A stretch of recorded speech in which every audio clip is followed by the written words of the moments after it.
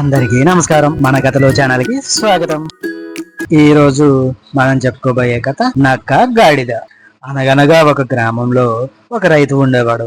అతను గ్రామ శివార్లలో పెద్ద పొలాన్ని సాగు చేసి రకరకాల పంటలను పండించి మరుసటి రోజు మార్కెట్ లో అమ్మేవాడు. అతను ప్రతిరోజు రాత్రి పొలం దగ్గరికి వెళ్ళేటప్పుడు తన గాడిదను కూడా తనతో తీసుకువెళ్లి రాత్రంతా పొలం దగ్గర కాపలా ఉంచి మరుసటి రోజు ఉదయం పండిన పంటను గాడిద మీద తీసుకువచ్చి అమ్మడానికి వెళ్ళేవాడు. ప్రతిరోజు రాత్రి సమయంలో ఒక నక్క పెద్ద ఊలలు పెడుతూ అరుస్తూ ఉండటం గాడిద గమనించింది. నక్క యొక్క అరుపుకు తన యజమాని భయపడుతూ ఉండేవాడు. రైతు గాడిదతో ఈ విధంగా అన్నాడు: ఈ నక్క ఊల చాలా భయానకంగా ఉన్నది. దీని అరుపుకు నా నరాలు తెగిపోయేలా ఉన్నాయి అని అన్నాడు. ఒక రోజు రాత్రి గాడిద అనుకోకుండా నక్కను కలిసింది.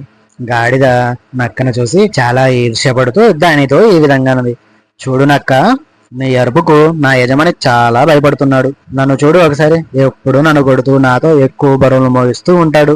జిత్తులు మారి నక్కకు తనను చూసి ఈర్ష్యపడుతున్న గాడిదకు తగిన గుణపాఠం చెప్పాలని మనసులో అనుకుంది. దానితో ఈ విధంగా అంది: ఎవరన్నారు నీ యజమాని నీకు భయపడడని?